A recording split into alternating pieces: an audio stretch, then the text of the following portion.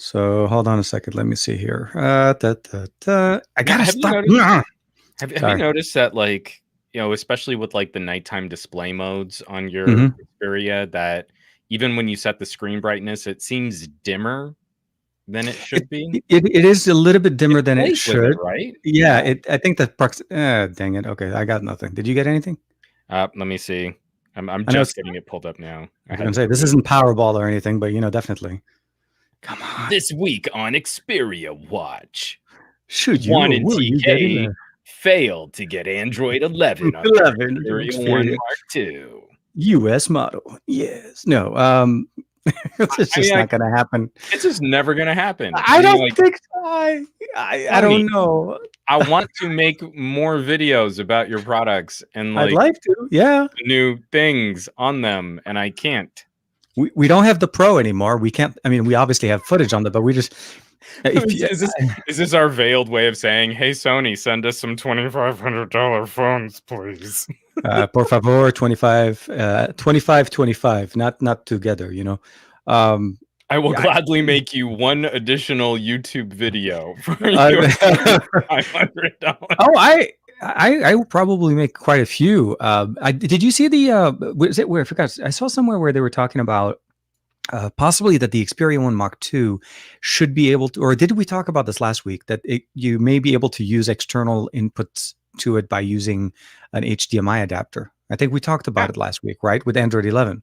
So apparently, and again, someone, I believe it might even be the Dank Pikmin God was one of the people that was hitting me up with this, that this has been a part of the Android kernel having support for external USB video input.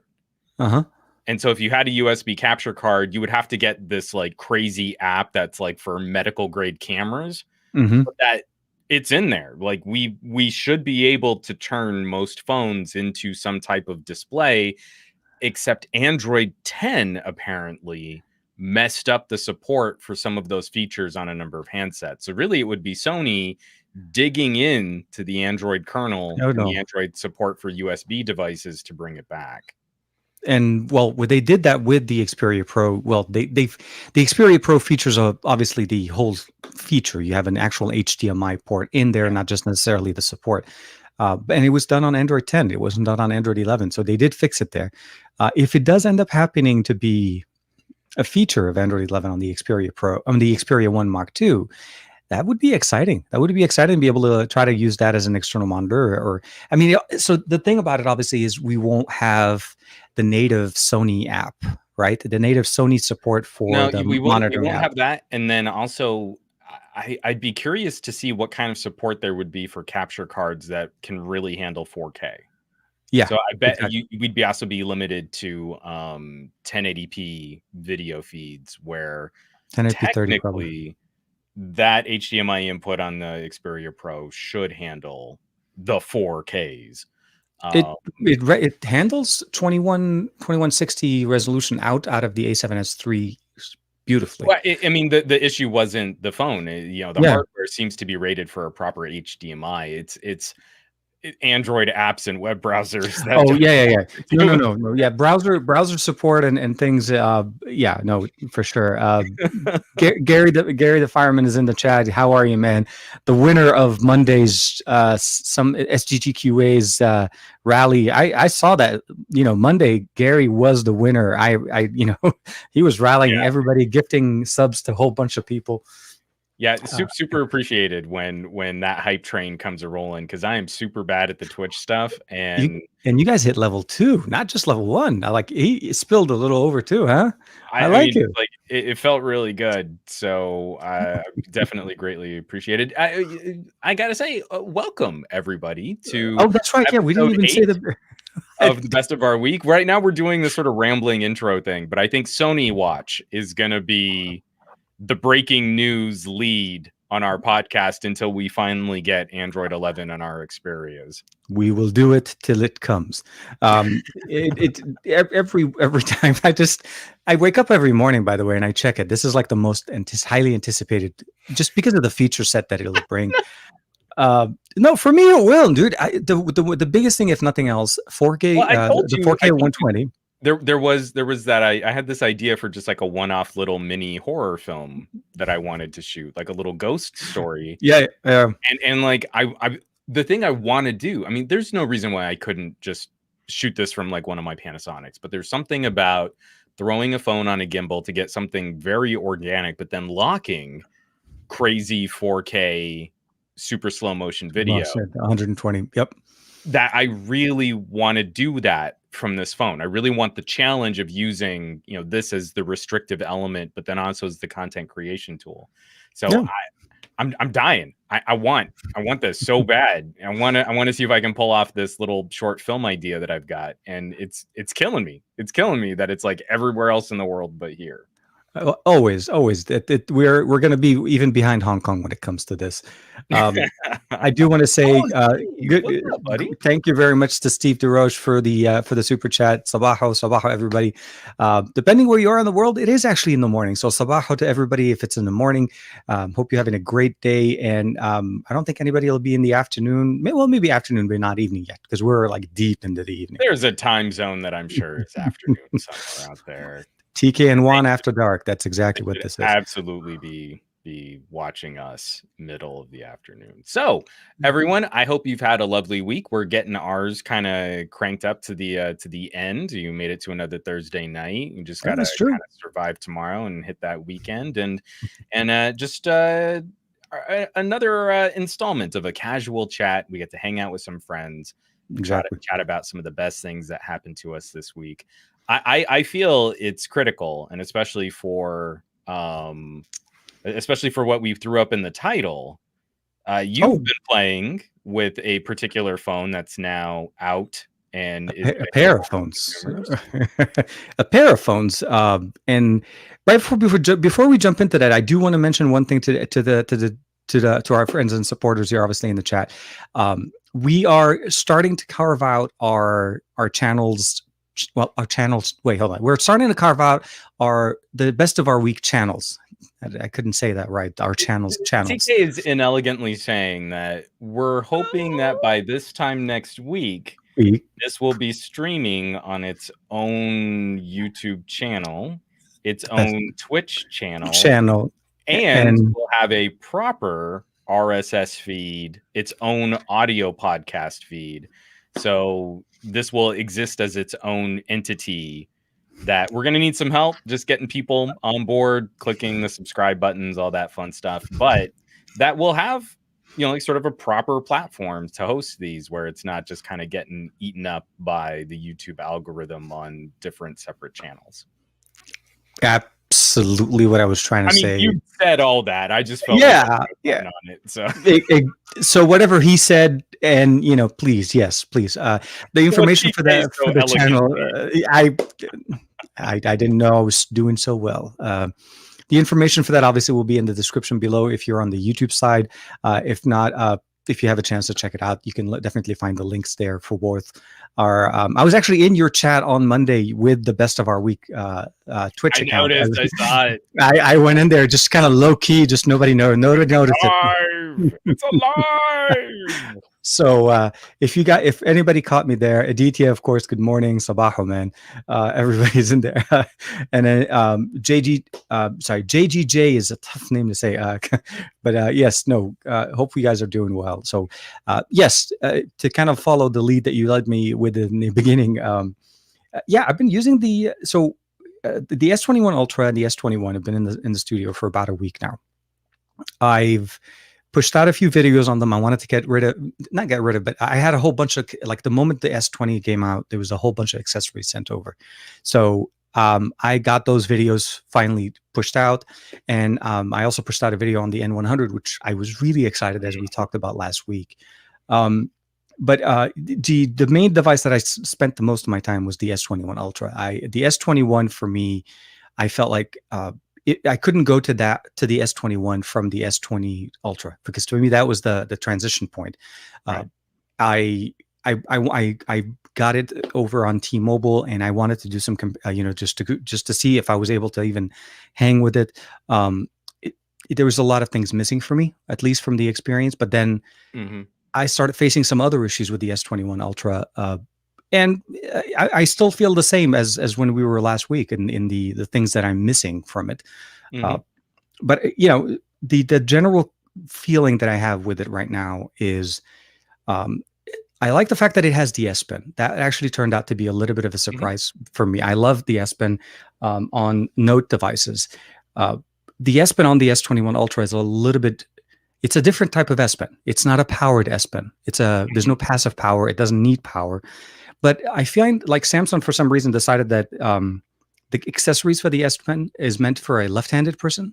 Like I don't know if Hmm. it's meant because the S Pen's always sitting on the left. So if for me to hold the phone, like I have to open it up, grab the pen, switch hands, and then start writing. So that entire Samsung S Pen experience that you Yeah. get from a Note is lost here. So it's a very much of a Well, I don't um, understand why you're complaining. You just demonstrated perfectly how only one kind of consumer would ever use that feature or that accessory, and and everyone just needs to adapt to Samsung's way of doing I things. was about to say because Samsung would probably put out like a note or a release to that saying you've Uh, been using it but wrong. but all snarkiness aside, what I wanted to ask, I mean, Sure, because I am the LG shill guy, of uh, course.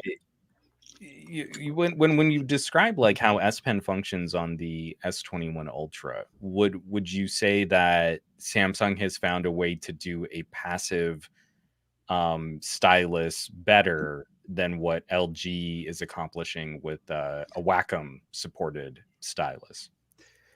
The the approach to both is similar in the sense.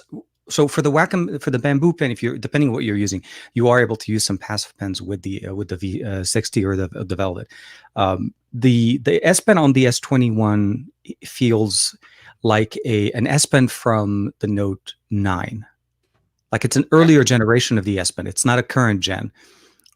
I like the fact that it's a full size pen as opposed to being more of the S Pen style. That's a more small, very tiny.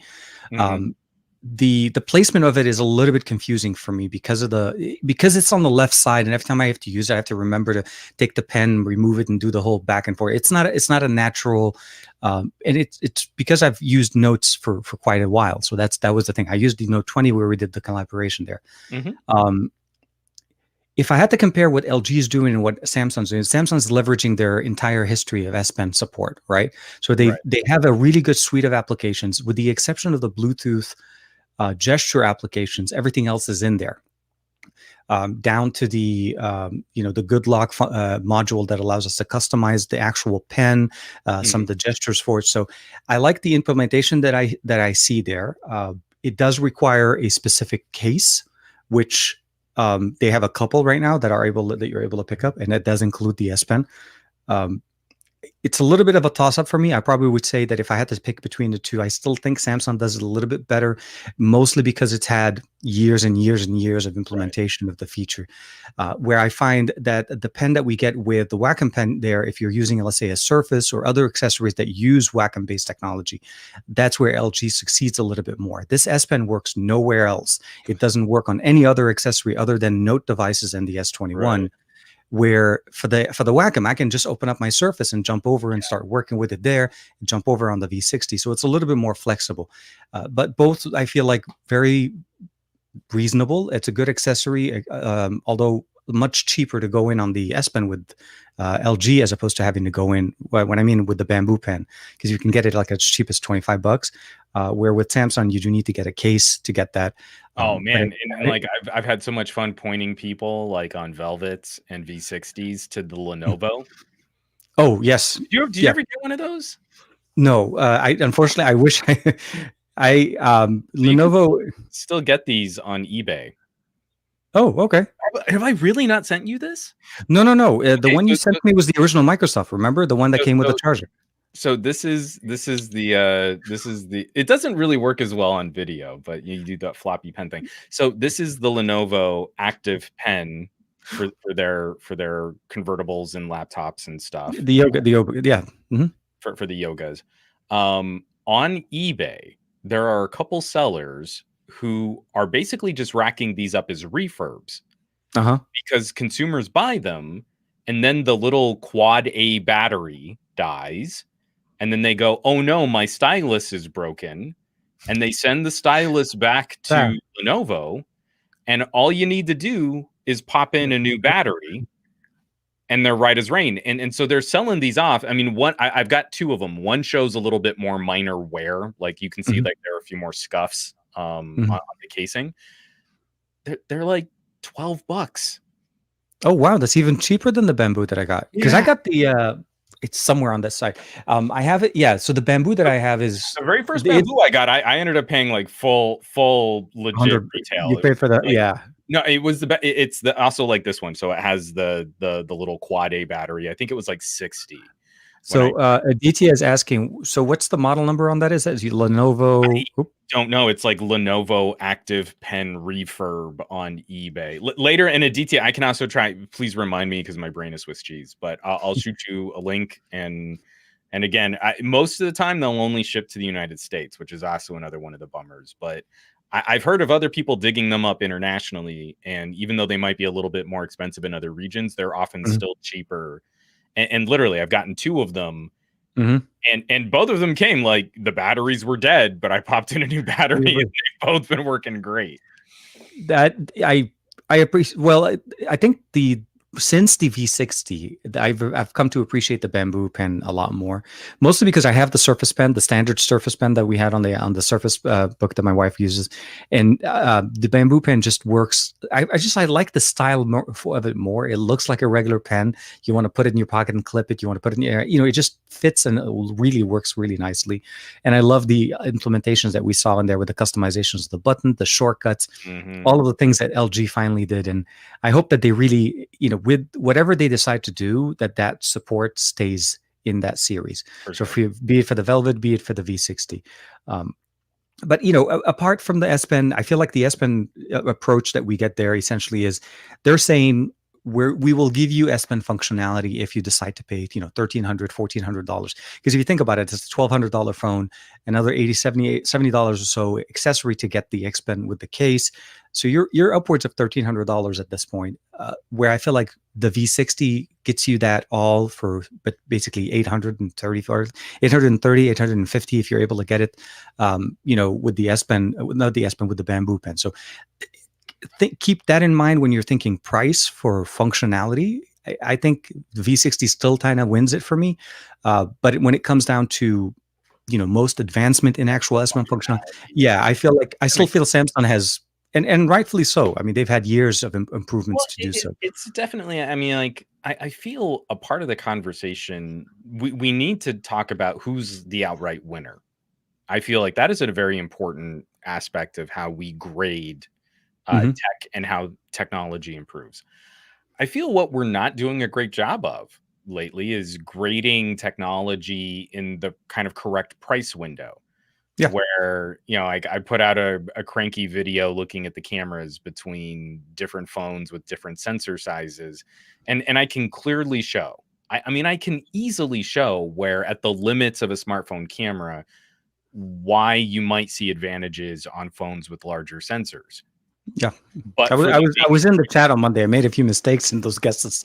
I mean, that's Please. exactly what made me so happy was like I didn't have any one person nail every single camera setup.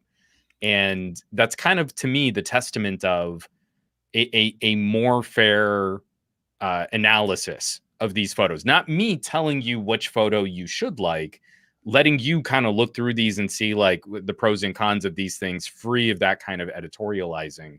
The reality of this stuff is far closer. It's a lot closer than people try to make it sound. Yeah. And when I can show those differences, when I can show those benefits or those perks for the bigger sensors, we're also coming at like, what's the price difference between a Pixel 5 and a Galaxy S21 Ultra? Like, are you really going to get $400 better photos out of your S21? And as a smartphone camera snob, I feel I have to be very measured in who I'm recommending these more expensive devices to. There's a subset of people like there are some folks in my Discord that are really pushing their smartphone cameras insane limits. Like the photography is amazing. Those people, I totally buy it. Yes, they are getting they're $400 worth out of those camera differences. I don't feel that's the truth for a lot of people shopping these phones. But I also think people need to also try to understand and know that the cameras on their smartphones are not all intended to be a push and take an image. Auto exposure, or allowing the camera app to just run in auto mode all the time, you may be missing a big part of what your device or what your cameras are capable of doing. And I think that's what you demonstrated in those images, where you were basically manually, shooting images or turning, like the example that you used, where you turned off night mode photography so that it didn't try to actually run long exposures. So those are things that you need to keep in mind, that there are pro modes application options in your cameras. And if you really want to be able to push the limits of what your camera sensors can do, be it either an 108 megapixel sensor that's pixel binning down to 12 to 16 or whichever the configuration is, it truly is a tool, and it is in the artist's hand, and you are the artist, because at the end of the day, you're composing the image, you're the one hitting the shutter button, and understanding what your device can do with the sensor, even if it's a 12 megapixel sensor that we're talking like here with the Xperia 1 Mark II, we're talking about larger 12 megapixel sensors that are able to absorb a lot more light than a standard, maybe a regular 12 megapixel sensor that you see. Like the Nord has a 13 megapixel sensor. Even though it's technically 1 megapixel higher, it's a very different sensor quality, very different processing, post-processing, and even in-body processing. So I appreciate it. That video was definitely very nice. Like I said, even though I made mistakes at the end as I was picking the pictures, because I didn't want to cheat. I didn't want to pull up the video and just like, well, hold on a second. I know what this is from. It's page 4 on chapter 2. Blah blah blah. Yeah, So, I mean, a few of but even a few, like I was really excited that even on my Patreon, where I did like a little gallery where you could download, like you could grab the photos. Everyone on the Patreon was still game to actually play. yeah. No one was there like, well, I looked up all of the EXIF data, so I could see which one was which. So I mean, I was really proud. I mean, again, that was a lot of work to put together, but I kind of want to circle back, because I think when we're when we're getting that new phone, I think it's very easy for all of us to fall into the trap. I mean, I'm definitely emblematic of this. It's very easy for us to fall into the trap of like playing a game and talking about the camera. Yeah. And I really feel like, and especially as you've been digging into the S21 Ultra a little bit more, I feel like you've had a few more of those other experiences, the rest of the computer experiences to kind of share.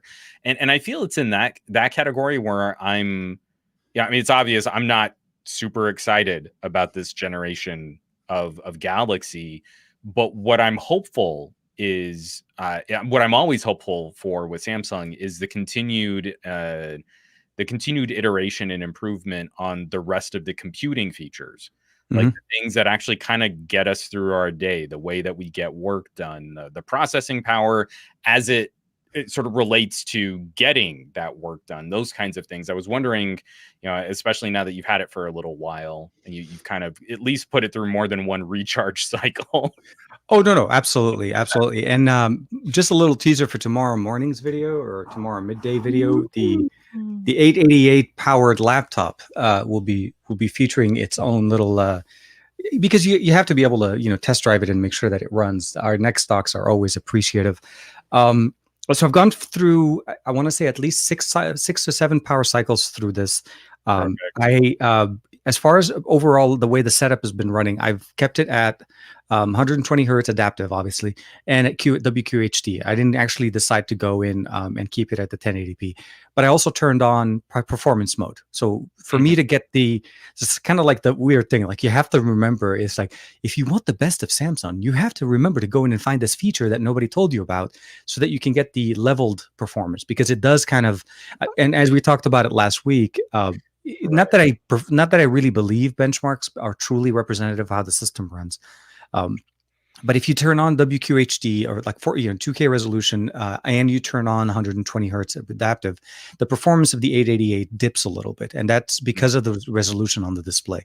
And conversely, if you turn on performance mode, it actually goes back to what it's supposed to be, so as if you're running at a 1080p. Battery life has actually been consistently through the day. I haven't been able to, let's just say this. I charge it. I take it off the charge at 6 a.m. in the morning. roughly 5:30, 6 a.m. in the morning, and then it lasts me through the full 24 hours with about 5-6 hours of worth of screen on time, and I put it back on the charger at about 5:30 in the morning the next day. So it's consistently runs 24, like almost full 24 hours for me. Not enough to say that I can run it for another like a day and a half, but Okay. it's actually reasonable with all of the features on. And I mean, I'm kind of curious to hear. This isn't like not to say, well, TK, explain your battery testing protocols, because like sure. testing batteries to me is miserable. Like there isn't a good way. I don't feel there's a very honest way to Mhm. talk about different battery lives, different phones and their battery life, when all of us have different things that we do on our phone every day. But I feel like the one thing that's making me really anxious, this isn't just for Samsung, it's just for this entire generation. Mhm. The thing I was hoping for most from Qualcomm was to see power management improvements, radio improvements, again, getting that modem And on I will touch on the radio next, the but yes. chipset. But kind of hearing like on a phone like the Ultra, where obviously this is super anecdotal, it's not an oranges to oranges comparison, but you're describing use that I'm looking over at my V60, That where you I'm get that. often doing dual screen or triple app on my Yes. V60, and I'm largely able to hang with what you're describing on the S21 Ultra. Is the thing that kind of gives me that little bit of not fear, but that anxiousness that kind of It, bristles a little. it's a it again, but the one thing that the thing about the Ultra, or at least Samsung's approach to their smartphones, even when we had before the Ultra, is that they've always set it up out of the box to not perform at its best. They never give you the best options. So the number one, if you've ever watched any of my top 10 things to do videos across the years Yeah, for Samsung, for sure. within the first 2 or 3 things to do is to set it to high quality or increase it to QHD, because Samsung by default sets it up to 1080p 120 hertz. That's how they told. That's how, if you didn't know anything about your phone, you were going to be running it at 1080p 120 hertz. You wouldn't have known about it. And for me, I wanted to get the best of what the experience is there for, right? It's like if you pay $1,200, you want to be able to enjoy all of those. And I wanted to see are all these features on going to kill this phone halfway through the day for me? Am I going to need to be basically remembering, oh, I got to go back and put it on the charger. I got to connect it to the charger. The radio performance on the S21 Ultra, I've seen some comments online where they've talked about Wi-Fi issues. Some people were having Wi-Fi problems. For me, I have not noticed any issues with Wi-Fi, and I'm not sure if their models were carrier specific or not. Right. On the 5G connectivity for me, with the exception of the fact that just drives havoc with my microphone system. Every time I make a video, I have to make sure my phone is on the opposite side of the table. It's crazy. 5G has brought in a new level of, like, I need to remember. Yeah, LTE doesn't do this anymore. I'm actually surprised. So typically when I do my speed test in my home on 5G, the best I was able to get, I think a few months back, was like 60, 80 megabits down. Mm-hmm. I clocked in 250 in my house, sitting in my living room on 5G. Nice. I was like, did T-Mobile turn on something or what? I did a speed test at a spot that's not that far from my house, which I always know that this is going to give me the best performance possible. Mm-hmm. I got 302 megabits down. Now that to me tells me either A, they've tapped into some type of sprint lines, because those are speeds that you and I got when we were when we went to the sprint event. Remember? Yeah. So to me, I'm like, wait, the team backhaul sprint. Yeah. Like they're like, okay, turn on switch A. He's doing a speed test. Turn it on now. So that was a big surprise for me. That was a very nice surprise. And I did the speed test again on the Z Fold 2 that I have, and I got my typical 60 to 80 megabits down. So I realized there is some improvements being done, and I don't think that That's the good. 865 is tapping into all of that, but Mm. at least the unlocked model of the S21 Ultra is getting it. It's very nice to see that I'm able to tap into that. Obviously, I mean, I don't really need 300 megabits down. The upload speed was reasonably also much better than my home internet, about basically 70 up. I was like, I may just be doing the stream on that from now on. So those improvements are there. Wi-Fi connectivity has I haven't had that many issues. The reason I also say that is, if I'm on Wi-Fi and I'm in the studio, I'm like 5 feet away from the Wi-Fi. It's never going to really show me a problem. In the living room or across the house, that's mostly where I have any concerns. But I'm on data most of the time, so clear signal, really good signal, performance for me. Battery life is decent. Overall speaker performance, obviously, as you can expect, there's no issues there. I have been having a little bit of a bug with audio performance on the phone, not in speaker side, but all audio loss for phone calls. If I'm on Wi-Fi calling and I'll have Bluetooth headphones on, and I was able to repeat this like 4 times. If I'm on a Wi-Fi call and I'm on Bluetooth headphones and I'm listening to my music and I get a phone call, I can answer it. But if I make a phone call, no audio goes out. I can no longer hear it, the other side. They can hear me. I can hear them, and only a reboot fixes the problem.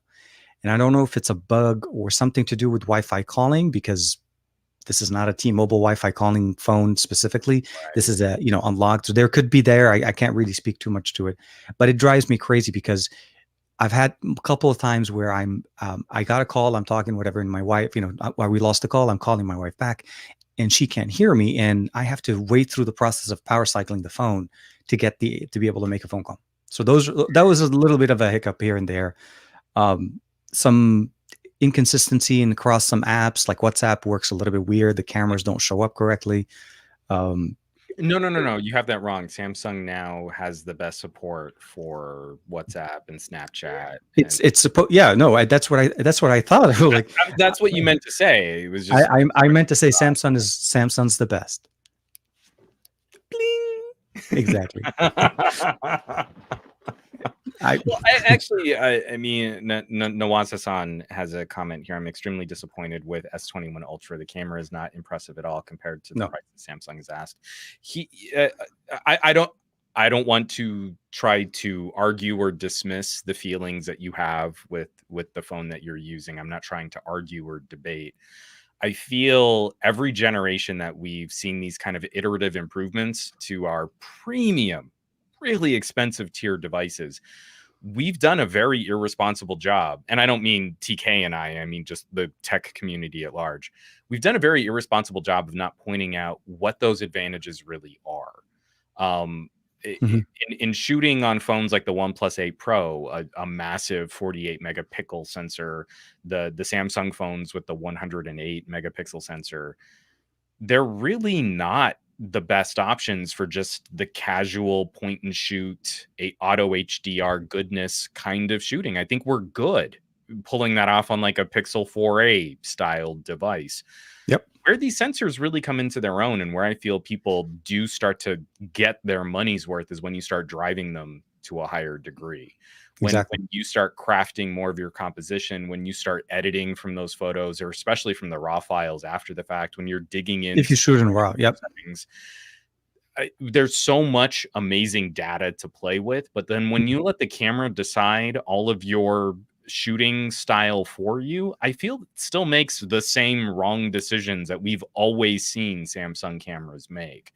And that's the frustration. I don't know about your experiences personally on the S21 Ultra, or if there's anything else that you want to add to the camera there, but especially after using the Note for a while, I was consistently disappointed in letting the phone make those decisions for me.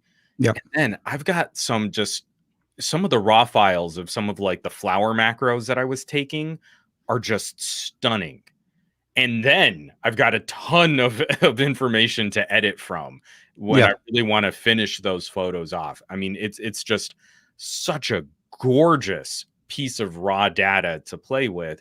But that's not how these things are sold. They're sold to you as like, well, you can just turn your brain off and you'll always magically get professional grade photos. And that's such the wrong way to go about selling this expensive of a phone. It's almost like they want you to feel like it's we've done you purchased the most premium phone on the market because it can do so many things for you. Like Right. it'll take the picture for you and it'll post it to Instagram for you. And it Uh, will. It just and won't be the and photo you want it to. No, which is the biggest thing. For me, the biggest thing about the cameras that I'm more excited about on the S21 Ultra isn't really even the cameras on the back, which is weird. It's the camera on the front. We finally have autofocus on a front-facing camera that can shoot That is 4K 60. And to me, that was like because of the fact, like when I take pictures with my son, when I do things with my son, those are the biggest thing that I always have, like focusing on the right subject and not having to flip over to the. Not to say that I don't want to, but Mhm. that was noticeable to me right off the bat. Right off the bat, that the little box across the face when you have multiple subjects in front of it, that to me was a nice improvement, and I appreciated over the S20. The camera performance on the back hasn't really struck me as the oh my god, this is the best thing since insert device name and generation before kind of thing. Um, I'm not as surprised. I'm not very impressed with it. I realize that the laser autofocusing is supposed to help us with focusing. It was never a big enough of an issue for me that it made me get rid of the S20, and I kept the S20 for a whole year. So that tells you that the problem wasn't big enough. I gotta tell you, man. I mean, I still think that was the weakest aspect of the Note 20. Oh, absolutely. That was how they drove it. They're like laser autofocusing. We fixed it. And you're like, oh, the focus is so spooky, though. It's you could see you could still see it. That's the weird part about it. It's one of those things where the claims are made, but it it just wasn't the proof wasn't there. I still think the S21 Ultra has quite a few things to offer itself. I think it needs one more patch update to fix a few minor bugs that are Oh, for still sure. there. Now, Um, hasn't that also been a part of this conversation that I feel like Samsung has been graded on a curve for, where yeah, I don't feel Samsung launches have been special. I feel Samsung has become a company that is pushing product out the door, kind of like every other manufacturer. mhm. And they're so good at updates, but the first couple updates are correcting bigger and bigger problems from the phones coming out at launch. It's like a Microsoft Windows release every single time I see it. Yes, exactly that. And sometimes creating bigger problems. Problems. But boy, As, howdy, we're sure getting those monthly updates. So isn't that great? I feel like, I, I mean, we said this before, and it's because of like both of us being sort of intense some Samsung fans in previous lives. I really wish Samsung would take a step back, whittle back on their product lines, focus on these product lines, and then deliver, sort of a more better. polished experience that doesn't need this much catch up. I mean, these are the same conversations that we used to kind of mock OnePlus for. Oh They yeah, would always take 3 or 4 updates before your OnePlus phone was the phone they really promised you. yeah. All the features, all the bells and whistles that they announced at day one, and then day one you get the phone, and it's like it'll Oh, be available via OTA. but if I have that complaint about a OnePlus 8 Pro, I have that complaint starting at $800. I That's true. don't have that complaint starting at $1,100 We and, shouldn't. We and moving up. Exactly. And that was the weird part. Like, so you unbox the phone, you turn it on, you get an update right out of the box. So first thing that tells me is, which is a little bit of a concern, that everybody's review that was done on that phone was done with pre-release software. All the information and everything that they were talking about was pre-release, but nobody talks about the fact that it's pre-release. So that was day one. Um, the phone, I mean, it wasn't a big enough of a problem for me, but like the little hiccups every once in a while where Samsung decides to deselect Nova as my default launcher on the phone, because not to say anything against One UI, but I like Nova. Right. And it deselects it and goes back to the One UI, and I have to go back in there, and then you go into the default app. There's no home app selected. It still doesn't like having secondary launchers there. They did fix this, the gesture support on secondary launchers ever since I think One UI 3.0, which finally that was a good thing for us. Nice. But it's still it's just little things. It just makes it just ever so slightly uncomfortable if you don't want to use their entire ecosystem. And then the ads. That was the other thing that kind of knocked me. It's like $1,200 phone with ads. Why?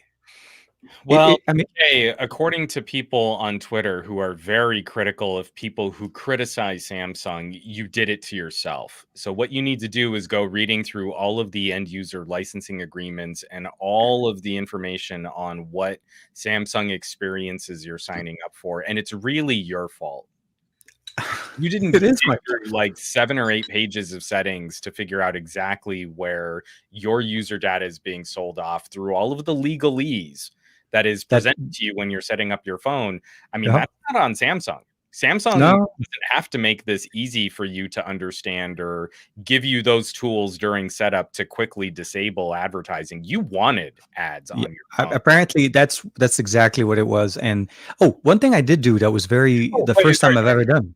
I'm sorry, sorry. I just gotta say because I still use my Note 4 as like my teleprompter Mhm. display for my camera setup here.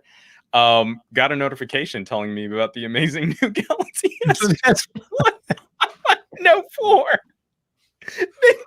They they figured it out. grandfathered ads. They figured like if you're still using this phone, you probably want to buy a new one. The new S21 Ultra can do so much better than your Note 4. Note 4. The ad experience has been very weird. So the one thing that I didn't think I would ever do on a Samsung, which for quite some time, I've actually disabled Samsung Pay. I don't want it anymore. After the first week I set it up, we talked about it. We talked about the fact that MST is not there anymore, right? Right. So and Samsung also at the beginning of 2021 took away the point feature, the benefit. You were getting rewards basically for using their system, and you were getting those type of perks and that. So they took that away. So that part went away. Then they took out MST, and at that point, after having my little debacle when I was at the grocery store when I was trying to use it on MST, and then it reminded me very clearly that I was using the wrong phone. I decided like, so well, what's the purpose of having Samsung Pay at this point? What is the uniqueness of Samsung Pay to me on even if it is a Samsung phone? There was no more unique features about it. You took away everything that made you unique, and you became vanilla. When you become vanilla, you really kind of need to understand that at that point you have so many other vanilla flavors on the market. Not to say that what I'm trying to say is the uniqueness that used to make me always use Samsung Pay. Why I loved Samsung Pay on my Galaxy, the Galaxy Watch, the Frontier. I think the Frontier, which is the last one that I had it, was because of that service. So I disabled it and went back to Google Pay. I'm like, okay, I'll go back to the same service that I like to use on every smartphone that I have that exists the same way all across. So I didn't think I would ever do that on a Samsung phone, but I felt good when I did that. Actually, I felt like, hey, this is a good move for me. This is something I feel like it's an improvement to the phone. So within the first week, it's been a really weird. It hasn't been that honeymoon phase where I'm usually like focusing more about how I'm enjoying the phone. It's more about like how to get it to work the way I want it to work, which is a weird situation. Yeah, but it has some good things, and it's not all negative. But yeah. I mean, it definitely has kind of permeated the conversation where, I kind of feel like 2021, and this isn't unique to Samsung. I'm kind of picking on Samsung here because they're the first out of the gate. Yeah. This is, if we're looking at TikTok cycles, 2021 is going to be minor iterative polishing over the 5G launches of 2020. And I'm really trying not to get my hopes up too high because I feel like we're kind of setting ourselves up for disappointment. I kind of feel our expectations are going to be way too high, but we're kind of just course correcting and refining from a lot of the rough spots that we went through. It's just trying to remember back to when the V60 launched, when the OnePlus 8 launched, those early 5G, stumbles into the market that these other manufacturers had.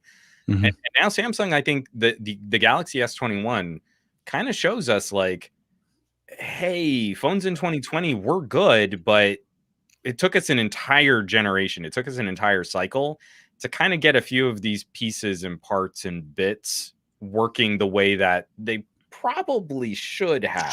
Should have. And I think there's also the other factor that is the fact that of Qualcomm's improvements as well. So the 888 is a little bit different as far as, so it's not all on the manufacturers. They're doesn't it always come back to how Qualcomm can hold this back It, when it, they it, get a little too? they tried the 865 and the 865 plus were and the 870, which apparently is also a continuation this year, was a different approach for them, and separating the modem, trying to give us a different experience. The architecture was definitely a massive improvement over the 855. I can say this much. I didn't notice the performance. The 865 is definitely more powerful, but I feel like the 888 is what's doing us better right now. I feel like if we were talking about the same phone with the 865, I don't think I would have been as impressed with the speed on the performance. Again, that's very much due to what Qualcomm did with their modems. The X60 5G modem is way better, especially when it has the support for all of the bands. Yeah, It absolutely kicks it out of the water. And even on T-Mobile, which is typically considered to be, for me at least, is a sub-6 5G flavor, which is really pretty much LTE with a 5G label on it for the most part.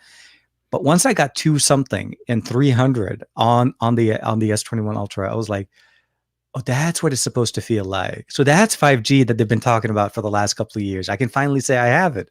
yeah, So it's like I said, it's a mixed bag where it shines in certain areas. It's still of a learning, and like I said, a couple more updates, and I think we would be at what they were intending to do at launch.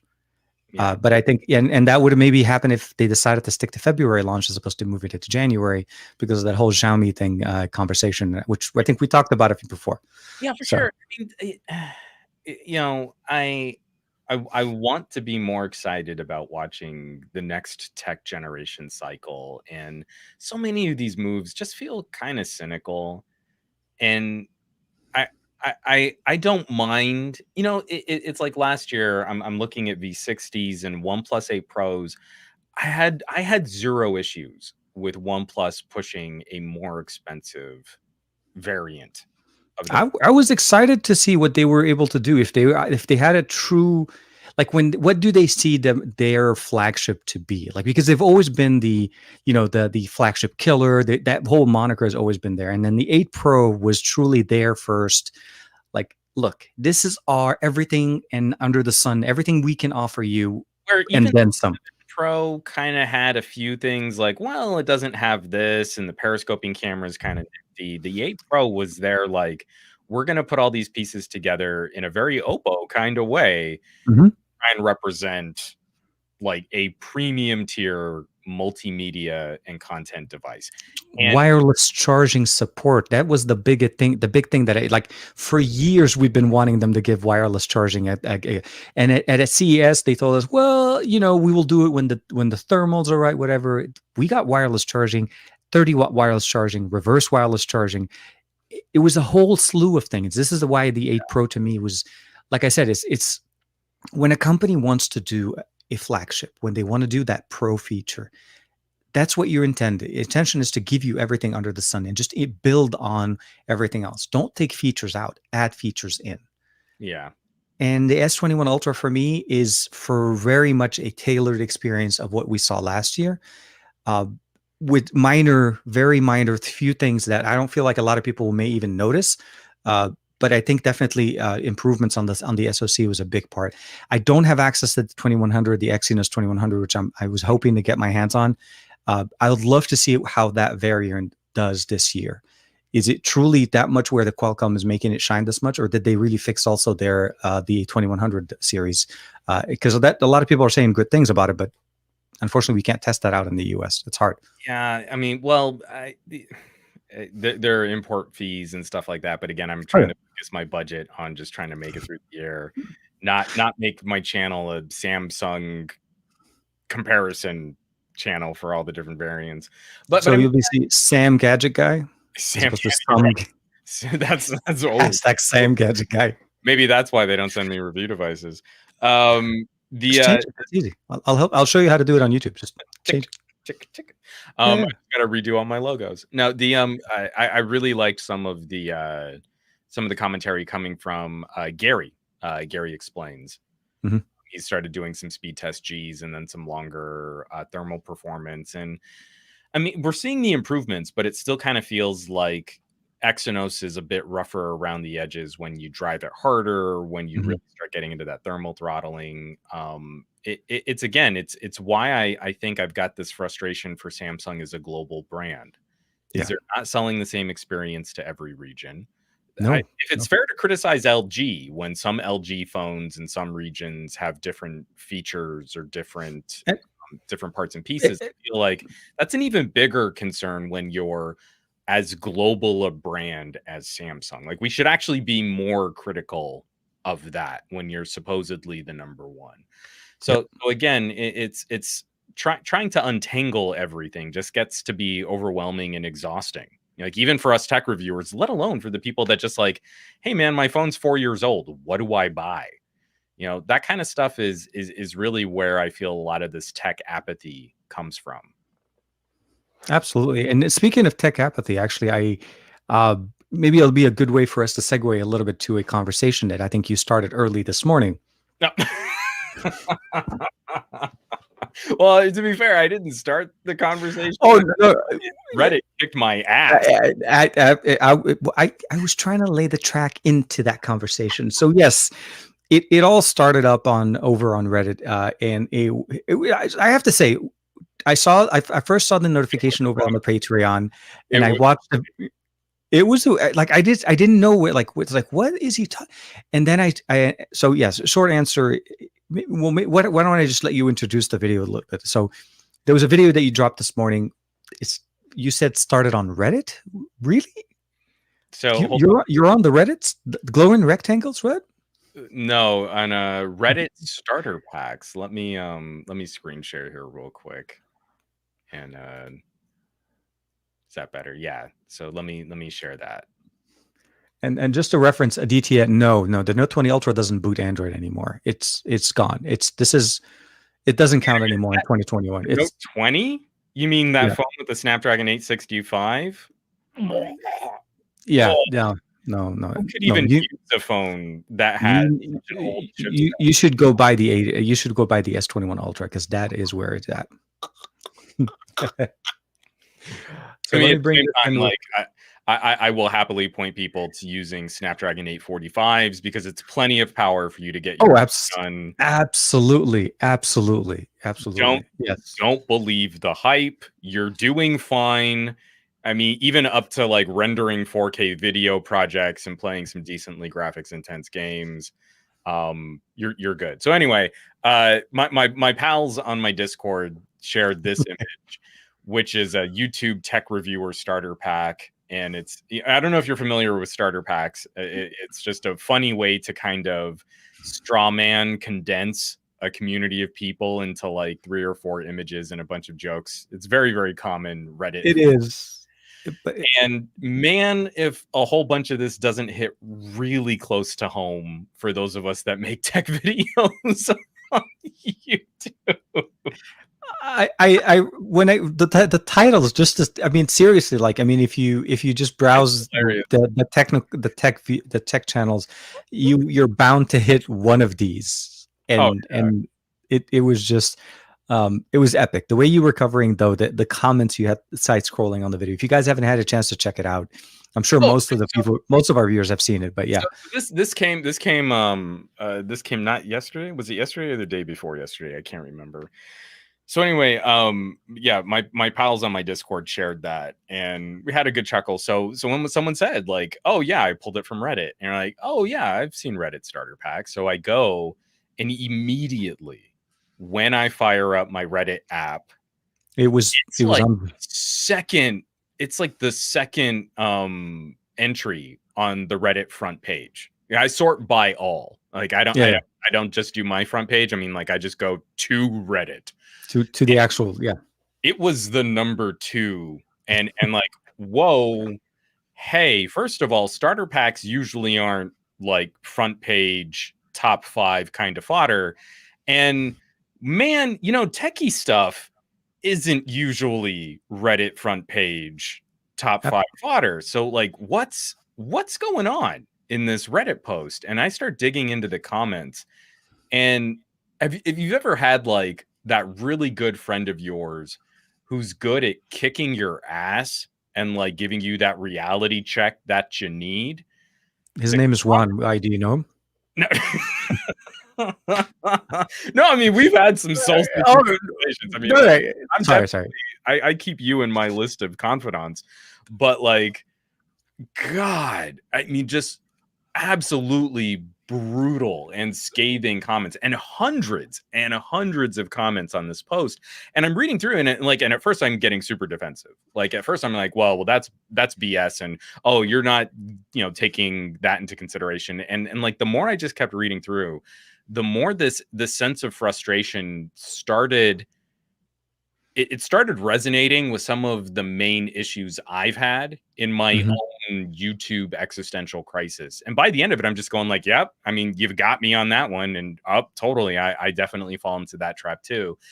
And I just like, this is something I absolutely need to talk about. So I shot a video this morning. I cut just like, I think I cut 90 comments out of this Reddit thread. The comment. That was the best part. As you're talking, I'm listening to you and I'm reading in the comments. I'm like, oh crap. Oh yeah. No, that yeah, no. Yeah. Okay. Yeah. No. As much as I want to say, like, what are you talking? Like, no. Yeah. Yeah. Oh yeah. No.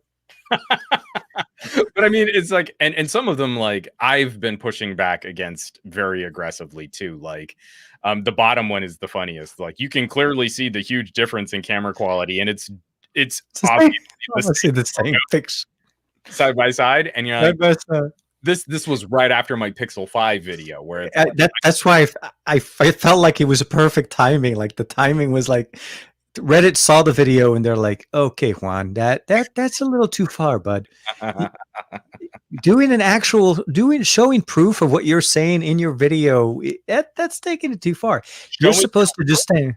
Yeah, you're supposed to just assert the statement and not even review it. That's the whole point of it.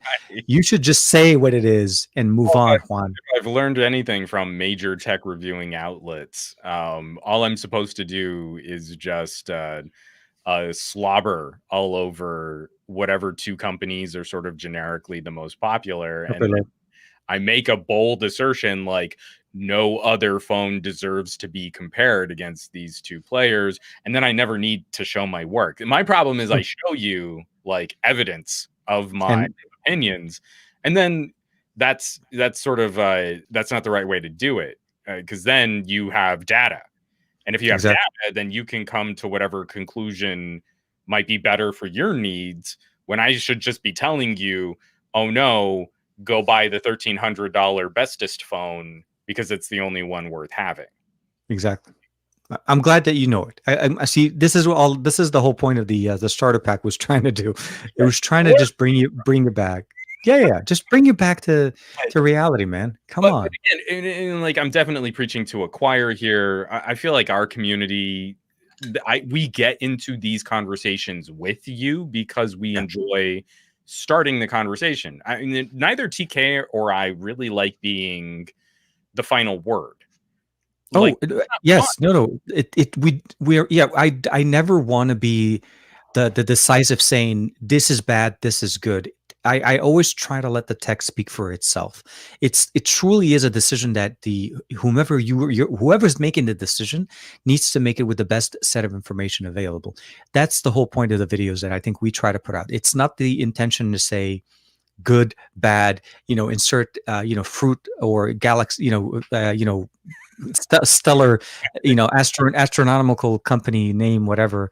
At the end of the day, it's really more about what do you want to do with your device and which device does it best for you, and what is your budget that you're trying to see, be comfortable in, because you're the one making the decision. You're the one who's working hard and making your salary or whatever. Yeah, no, it is exactly. That's what I'm trying to say. At the end of the day, it isn't, whatever outlet that you're looking at is not going to come out and pay for it. So that was my own, that was my only thing that I as I was laughing at it, I realized that at one point or another, I may have also, had insert that whole NordVPN, sponsored by NordVPN, sponsored by ExpressVPN. And I'm not going to deny the fact that, yes, I've had a sponsorship with Nord in the past. I don't have it currently, but I'm saying is I did at one point or another make sponsored video, but I think those are, it wasn't. I never allowed the sponsorship to influence the type of video that I was doing. It was more of a way for me to try to help subsidize the cost on running the channel. That was primarily what it was. But I'd never want to make a sponsorship make it so that they dictate the flavor of how my video needs to be put together and how it's presented.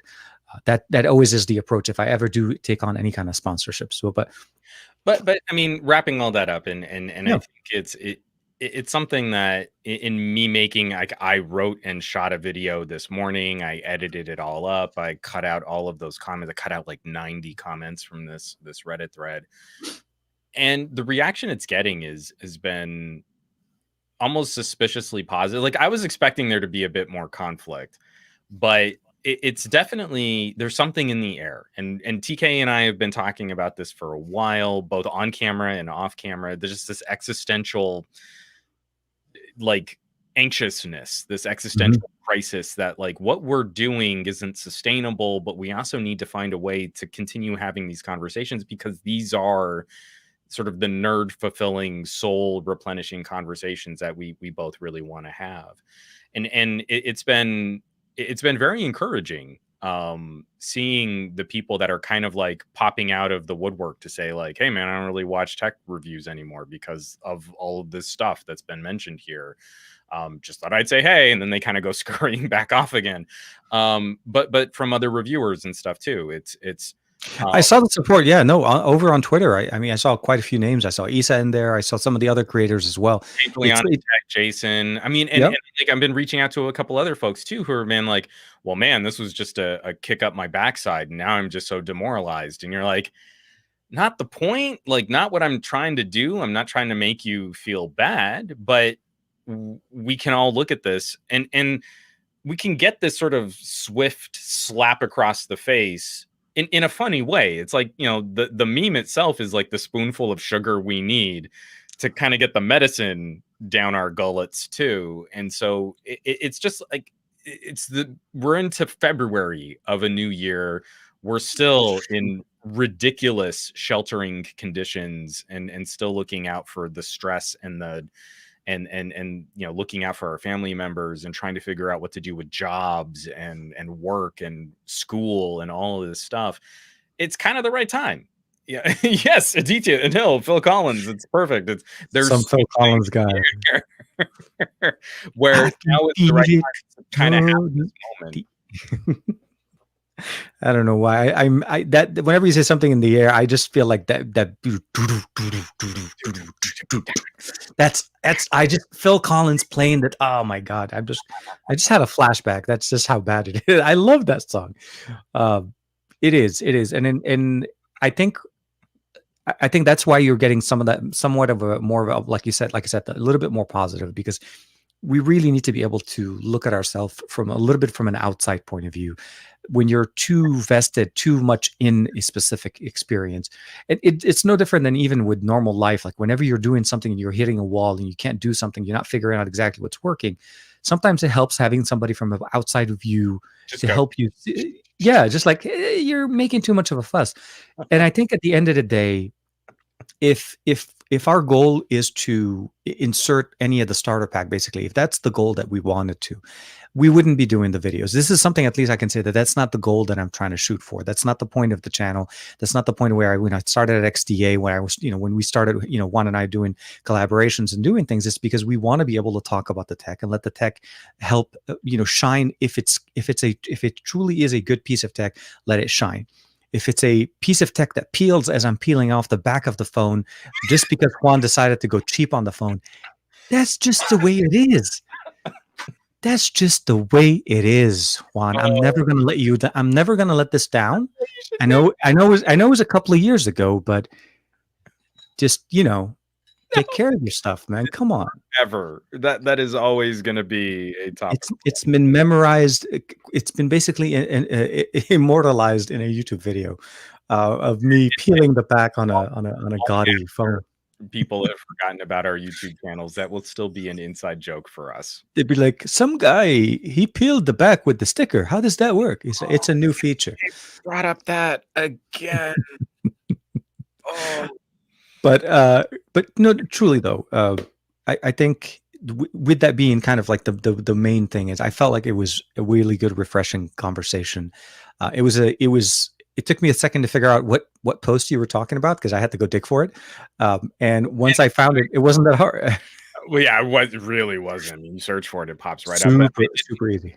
I kind of even agonized a bit about that, because I was trying to clip people's comments. So I was trying to be careful. Like, I don't want to put up usernames. I'm not trying to start debates or fights. Obviously, you go through that thread and everyone's got their own opinions on specific content creators. Great. I was gonna, yeah. As you scroll through, you see they're naming names. They're not going in and being general. Yeah, there's conversations there. Recent Pixel 5 camera controversy. I think the only one I left mentioned in a comment in my video was The Verge, when they brought up the PC build video. Yeah. So I feel like that's fair. The Verge kind of owns that. The rest of them, they will own it for a while. They will own that for a while. I love it. But I'm really not trying to like call out a specific content creator who's doing it wrong. We don't learn anything from this kind of conversation if it's just, oh, well, that one guy sucks. You know, like, that's not what I'm trying to accomplish. I really feel like our entire industry kind of needs just that little bit of self-awareness and humility to get what it is that we do. Absolutely. So I also just like, I can't link it on this video. Like, if this blows up and it gets negative, then everyone's going to look at me like I'm trying to brigade a subreddit. And that's not what I want either. But it's not hard to find. No. And I think in a way, the way you did it was much better, because if somebody really wanted to see the source of the data, they wanted to really understand what you're referencing and so on, it takes literally no effort, almost no effort, to try to find it on the main page. And even if you don't see it on the main page, because I don't think it may be on the second post, as depending on if you don't have it filtered correctly. Yeah, I also waited a day specifically just to kind of give it. Let it, yeah. So it definitely, like I said, from being in the industry that this is referencing, it was a wake up call. It was a learning moment, and I feel like it was a good conversation to be had. And I think you did a good job on it. Like I said, as I was watching the comments, I couldn't basically look at a comment and say, why did you like that? No, I was like, yeah, no, yeah. Wow. Dang it. Yeah. No. Well, maybe no. Well, yeah, maybe. Yeah, no. So hopefully this helps change the conversation. Hopefully it drives the conversation to move into a better direction, and to make it, just be yourself. That we don't have to all, insert tagline and speed this, and obviously this camera is better than the other. So that was definitely a very nice video. I appreciate that. And I actually do want to kind of also talk a little bit about the other part of our title on the video. I don't know if there's something else you want to talk. So replacing the headphone jack. And I think that was, it's an interesting title to put in, because that seems to be one of the missing things on the S21 Ultra. But it wasn't a missing thing on the N100, which is also, it was a surprise. It's a quiet surprise of a phone. For $150, like, seriously, I had a few people commenting in there saying, like, this is totally a good second phone, even if I'm not using it all the time, like a great backup phone in case something happens. OnePlus found a way to, and I want to preface it this. I realize that this is in a budget, very, very budget, entry level smartphone. I am not by any means trying to say that this is I'm not trying to be not a flagship killer.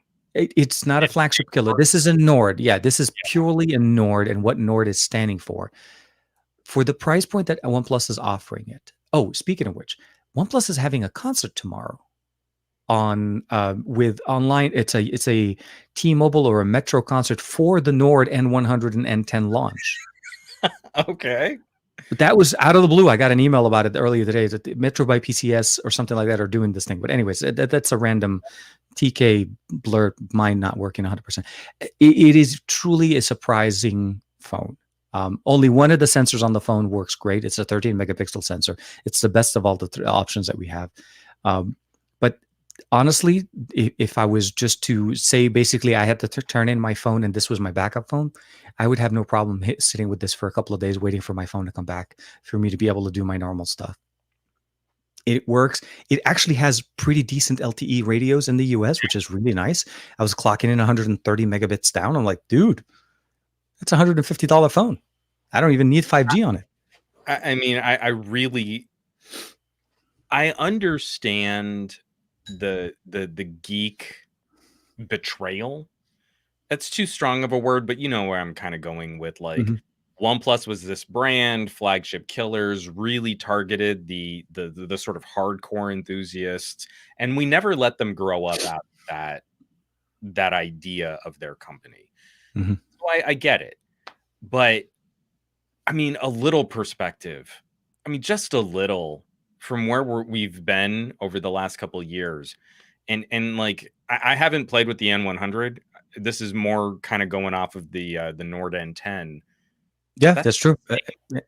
it's the same MSRP as the launch price of the Stylo 6. I liked the Stylo 6 when I got it on sale. I Mhm. thought the Stylo 6 at around like a $200 price, or even if you can, every now and then Boost would sell it for like $150. Like, that's a damn good buy. That's the full MSRP of Of the the phone. N100. Yeah, it's It, 180 normal price. I picked it up at 150 because it was on sale, but it's 180 normal. It's not that much more. that is more phone than the Stylo 6. So I mean, like already, like our perspective needs to adapt. Yep. But from having come from the Nord N10, like I don't feel much conflict putting it into that same kind of conversation as like Pixels and iPhone SEs. Yeah. It's totally fair to say software support might not be as good. So that's It something that someone needs to weigh when they're throwing some money around. But if your option is like going to a prepaid carrier and like you got to buy your phone up front, you don't have the luxury of signing up for zero interest, zero interest loan for 3 years, 20, yeah, 2 years, 3 years, exactly. then I feel like this is a better slab of smartphone to put in front of these consumers than most of the options Mhm. you're going to get from some of these prepaid carriers. Um, The phone I was using before on T-Mobile. So T-Mobile up to this point, the least expensive phone T-Mobile sold was a Revel 4. yeah, And the reason I know this is because I do the jump on demand with T-Mobile quite a bit. And that's how I kind of go through some of their devices. And for a while, I haven't been doing it, and I didn't want to keep paying $40 a month for a phone that I wasn't using. So I wanted to get the cheapest phone that they had, and I picked up the Revel 4. Now the Revel 4 I felt is very much showing that experience. I mean, the MediaTek processor that they have in there was very much an aging processor, which again to keep in mind that it's a $125 phone. right. So bump it up for 25 bucks to 150, or even if you go up to the 180 model, right? That's truly the MSRP for the Nord or for the N100. It was seriously like night and day experience for me, and I feel like truly I can't say enough that the experience that OnePlus was able to do with the Nord was truly a well tailored experience to the price, to the market, and definitely making a name for themselves. So the N10 and the N100, regardless, obviously, if you pick them up unlocked or if you get them on a carrier, they will surprise you. They're definitely not going to damage the pocket. And uh, keep in mind, like you said, Juan, yeah, software support may not be as what you get with the 8 and the 8 Pro, but I think if I'm not mistaken, at least we'll get one software upgrade to Android 11, so that at least Well, yeah, a part of the conversation that I think is fair. It just, man, like when I'm talking to family and friends, it's kind of mhm. difficult to gauge. Like a lot of my family now are on Pixels. My Yeah. mom is the holdout with her OnePlus 6T. Like she's the nerd in the rest of my. It's the 6T with the Tesla, my friend. The T is for Tesla. That's why. That It's so funny. She gets so hardcore about like her like counterculture phone and her counterculture culture car. story. So she's like, so I go to my quilting circle and I pull out my phone and it's this really pretty OnePlus. And people have asked me like, what kind of phone is that? And I go, it's a OnePlus. And It's a then they're like, plus. oh, but what is that? Is that like a Samsung? And I go, no. It's a One Come on, Plus. plus. She's just so proud of herself, and I love it. It's like, what car do you drive? It's a Tesla. What is that? Is it a coil? No. It's a Tesla. It's a car. It goes. She's It so, I mean, it's so cute. But anyway, it is. so like my sister and her husband, they're on Pixel 3As. My brother just broke his Pixel. I think he's probably gonna get a Pixel 4A. My dad is on a Pixel 4A now. Marie is on the 4A 5G. Nice. Yep. Like, I mean, like it's been interesting watching as this stuff kind of like as their needs have kind of plateaued. They're not demanding more out of their phones, and so they're getting the same experience at lower and lower price tiers. You know, that's kind of the way this technology should work. If you want to get more out of your phone, there's a reason to climb higher in price. So Exactly. I think for a lot of my family, making that purchasing decision makes sense because I feel they'll value the longer term software support. But it's been one of the trends that I think is kind of interesting, is seeing how Google is trying to wrestle more of the security patching out of manufacturer updates and putting it more into Google Play Services Yeah. updates. Yeah. So I'm not as critically concerned, again, at like sub $200. This is kind of an elitist thing to position like this, but I'm a little less concerned about operating system updates sub 200. I feel like Google might be able to give us some slightly better security patching for Oh sub yeah. 200. And that to me kind of balances some of the let them eat cake, some of the tech elitism. It's not like I'm Mhm. just selling you a miserable experience because you're poor. Just don't be poor. The hardware is great. The Yep. processing power on tap is great. The Mhm. overall phone experience is great. And I'm a little less anxious now that the future of these types of patches and updates might be handled just a little bit more directly from Google. Which and so, and if you do own a Pixel, by the way, Monday, or I think was it the update, we got another update on to Google devices. So the Pixel 4a, the 4a 5G, all of those, and even the Pixel 5 all got the updates in there. But Obviously that's the on thing. the Pixel 5, wasn't it only like a 6 megabyte? It was a tiny little thing. I know. It's not a feature update. This is not a feature drop, but it does say February. It does say February security patch update. One day into February. Let's just say that much. So that was appreciative there.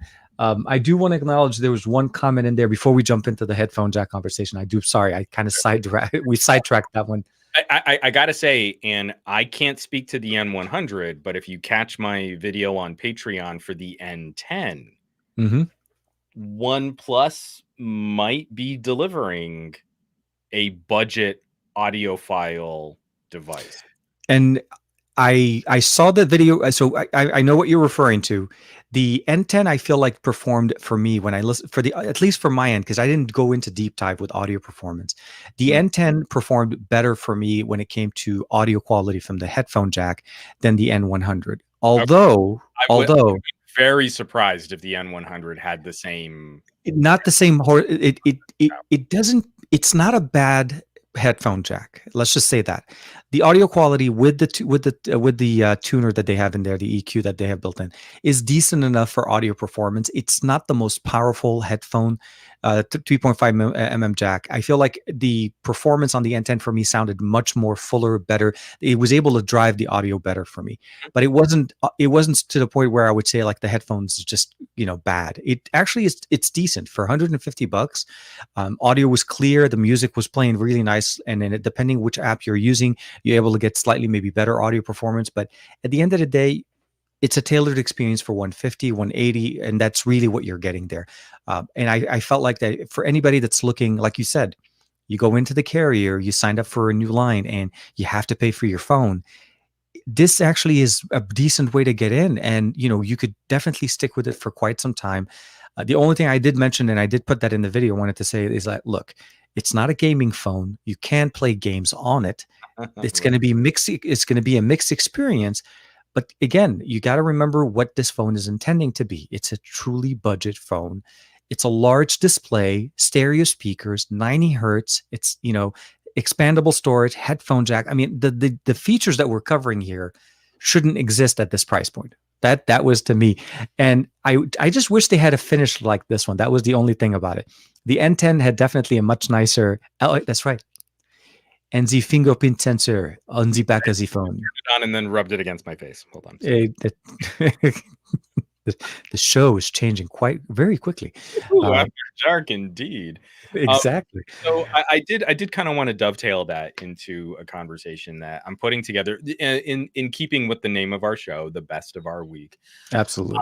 This was a very good week for me, just coming back to start digging through audio gear again. Mhm. So you recently picked up a FIO Q3. FTFT, exactly. Yep. You're wearing some of my all-time favorite cans, the Bear Dynamic DT770s, as we speak. I'm catching up on some older on some products, some reviews, some things that I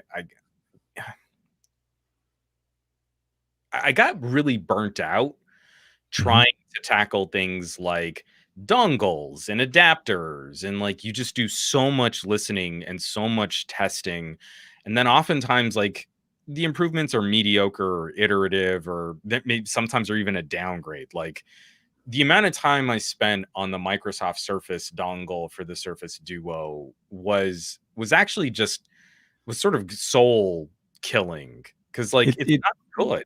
It's a bad product. It doesn't. I watched. Yeah, I felt that's the feeling I took away from the video. Yeah, definitely. And so whenever something like that happens, it kind of makes me a little gun shy to try.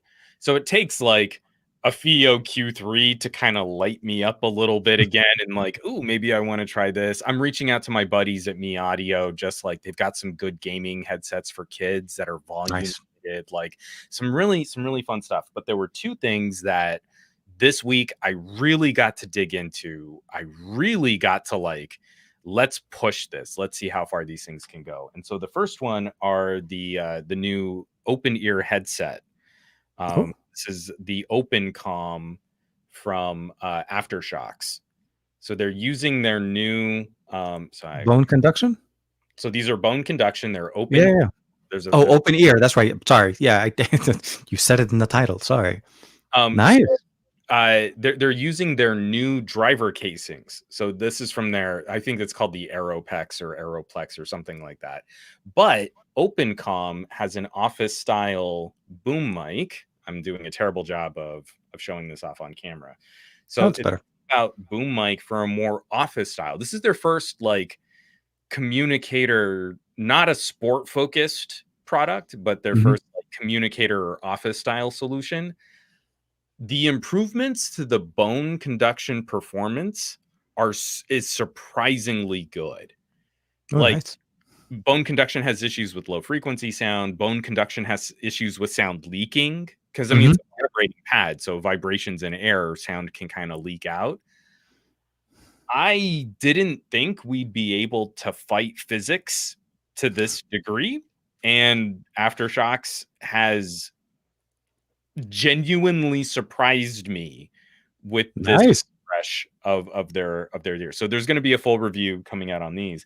And then the other one that I want to point to, and again, I don't want to completely spoil my review, but the folks over at Periodic Audio sent over a Rhodium, and a few videos and a few reviews are now starting to pop out on this.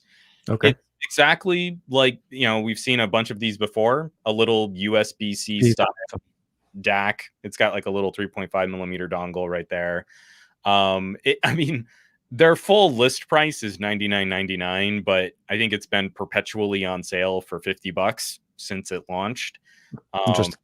So, take that. However, like maybe at some point they'll jack the price back up. I don't know. But right now it's kind of right in that sweet spot against a lot of the other USB audio dongles and DACs and high Diz and Dragonflies and all that other stuff. But for a very small, discrete USB dongle here, this is one of the better performers that I've actually run through my little lab of tests. Not bad. Especially coming from like some really obnoxious moves on Samsung's part, getting rid of things like that. I was about to. I was so the question I was about to jump into is once we get a chance to get the S21 in your hands, because I do want to see how that works. I would be surprised to see if that actually works with Samsung, because I don't think it may not work. Or if it does, then does it actually list Samsung as a support? Or okay, No, that's just it. I mean, again, periodic audio, they are super boutique. I mean, okay, like this is a bunch of nerds down here in Southern California. Like, I'm serious. I think their office only employs like 8 people. And they're just a tiny little audio label, tiny little brand. They're really known for like bullet casing IEMs, and Mhm. they make each of their driver casings out of very exotic materials.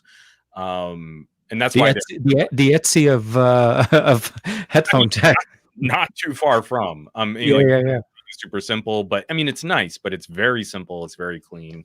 Again, you That's can good. kind of see like this is what they put I there. thought it was. By the way, from this angle, it looks like it's a prescription box. Yeah, totally. But it's supposed to be because they're periodic. It's the periodic Periodic the table. table. Yeah. So again, it's a fun gag. I really dig this label, but it's super boutique. No, I'll be curious to see because they don't have high res audio labeling on the packaging. Like that's a Oh, certification or a that's standard. certification. So that, yeah, they're doing the OnePlus approach to things. Sorry, So not that I wanted to throw that, but that's OnePlus's story for a while. that is, I mean, because again, when you go and you slap that label on a product, it's because you've gone through this certification process, and that costs money. And this is Absolutely, the little tiny audio label brand that's probably not trying to do that. exactly. But that also means, unfortunately, that if Samsung's doing something kind of proprietary with the audio on a Galaxy, then you might not be able to just pop one of these on there easily and get those benefits, get that kind of sort of audio Improvement. purist performance out of your Exactly. phone. But what's hilarious is like I hooked it up to a Nord. You know, like Oh yeah, this is kind of like one of the dreams, right? Like for $50, it kind of doesn't matter what phone you're using, you've got that was audio performance ready to go. reminds me of the Razer adapter that I carried with me for a while, because the adapter from the Razer phones, first generation and second one, included a DAC in their in the Yep. USB-C adapter. But it was one of those things that I always felt like, um, it's like why like when Samsung started selling their own dongles, and then you realize that only their dongle would work for headphones, and they don't include it in the box anymore. Uh, Really? I mean, you don't include anything in the box, right? It's the cable now. Soon we won't have that. I did want to talk real quick. So for the reference, though, I'm looking forward to seeing the new yeah, for periodic elements on that. The periodic elements. Sorry, the new headphone jack replacement options that we need to kind of start looking into realistically, because if you value your ears, if you want to drive things like these high impedance headphones, you do need either a natively built-in DAC like the V60 support that we get there, or we need to start looking into accessories that enable us to enjoy Well, this audio. and I think the writing's on the wall that we just need to start looking for those of us that care about that cabled audio experience and just Yeah. like how many amazing audio products are still out there that like, I'd still want to drive them from a portable player in Mhm. addition to like having a nice sit down office or home theater kind of listening experience. Like I like, even got planar magnetic headphones that, you know, I like hooking them up to something that I can just listen on the go if I want to. Yeah. I think the writing's on the wall that eventually we're all unfortunately just going to have to make that transition on the premium phone set. Like I'm anxious about LG. I'm hoping Sony sticks with 3.5 millimeter for I another generation or I two. I hope so too. If the leaks are true, Oh I think I'm really excited. Like that, I generally I'm very excited when I see leaks like these. Like they're showing the. I think there was even leaks on the Xperia 5 Mark III. Like what? yeah. Mhm. But Like I mean, bro, like I'm anxious about LG because I'm always anxious about LG. I'm hoping that their phone division is gonna look to execute some high profile and some premium options this year. Mhm. But if they don't, I still have Sony, and Yeah, I I'm was gonna pretty confident Sony's gonna stick with it for the Xperia 1 Mark III. So I'm looking forward to what they have to offer, and like I said, the surprise of the beginning of the year was the Xperia Pro. That was mhm. a very This is a very nice surprise. I said that in my video. I said I was surprised this phone even exists. I didn't even think it was going to happen. So crazy that it did. It was like, yeah, it was like in early 2020, we heard something about it. And then beginning of 2021, we finally see it. I'm glad that they took their time to get it to work exactly the way it was supposed to be. They got the support for, ultra wideband with Verizon. They got it to the way where it actually kind of, it can perform and shine the way it's supposed to shine. I So still don't have Android 11 on my Xperia Mark II, though. did we cross midnight yet? Oh yeah, mine turns on. So I have night mode turned on mine. So mine starts going, Oh, yeah, yeah. so that it doesn't keep me awake at night. But that was just me. Sorry, I interrupted you, and you wanted to bring up. No. I hope from if the leaks are true, I really hope that those. I think the Xperia Pro whetted our appetite, and I think the Xperia 1 Mark III is just going to slam dunk all over that thing and just make us truly appreciate what Sony has to say. So we'll see what they have to say. But I did want to kind of touch base on one super chat that I think I saw it and I didn't get a chance to talk about, but that actually brings us back to the conversation we talked about with the starter pack a little bit. So this is from William Richardson. I don't know. I think it's a new watcher. Hope I haven't seen him before. He says, meme number one, the meme one big issue is, I think. Ari the meme. So about the meme. Oh, regarding the meme, yeah, one of the big issues YouTubers are stuck on reviewing for for this non-existent general consumer versus the specific groups of consumers' needs. And I think this it echoes exactly what Juan's been talking about for a long time. If you watch his videos, absolutely, it's this. And I want to say thank you again, William, for the super chat. Appreciate it. Definitely appreciate the support. Took us a minute to get to it. I didn't want to let it go, so I wanted to kind of let the flow keep going. Oh, absolutely. The direction that we see some reviews being done are very much to a somewhat of an average consumer that doesn't exist, it's the average consumer that a person maybe wishes that they were. TK, I'll take it one further than this, and to William's point there, I feel we've done a disservice to our own community, and I feel we do a disservice for those consumers who might check in. Like, someone might only watch one of my videos every 3 or 4 years when they're shopping a brand new phone. And I think it's on us. I think it's on us to drive a conversation, especially in a meaningful fashion, for the individuals that are looking for something specific. And so we like to kind of delineate these sort of generic price tiers, and then we play really fast and loose with flagship phone this and premium phone that and mid-ranger this. And you see it's very easy to move the goalposts and get people pissed off about a phone like the Pixel 5 because that's Google's flagship. And that flagship is less gooder than another flagship. And then you can ignore the fact that the Google flagship costs $400 less than the Samsung flagship you're comparing it to. And I don't know anyone rationally who would look at a $400 to $500 price difference on two phones and go, no, they should be exactly the same. But when you use the word flagship, you can crouch that. You can kind of stealth it. Exactly. Bend your feelings towards one brand or the other. And that's, I think, where we're being intellectually dishonest.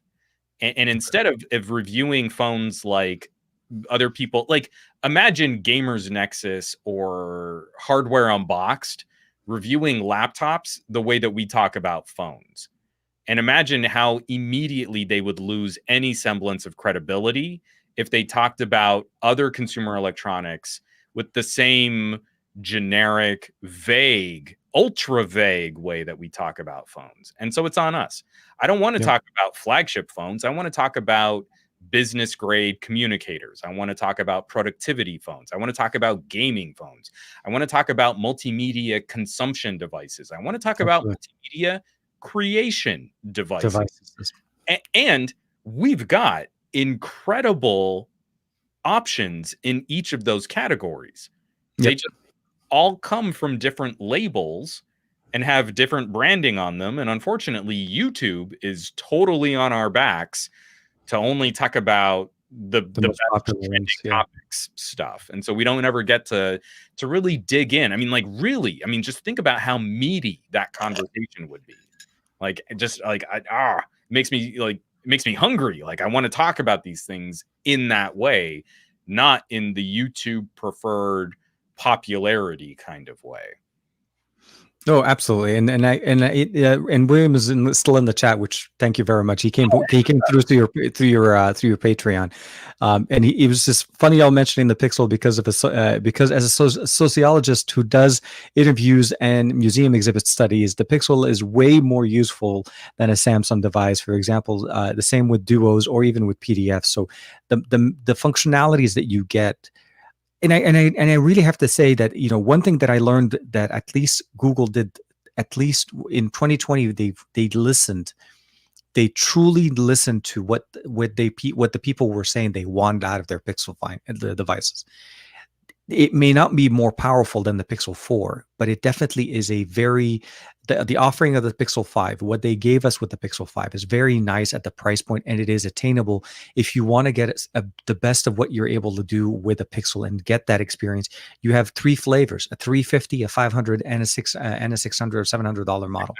Yeah. And the user experience is all across 3 of them very similar, very core Pixel software updates, features, the tailored experience, obviously depending on the lenses that you got. I feel like the Pixel for 2020 was a big improvement for Google, and I'm looking forward to seeing what they have to do in 2021.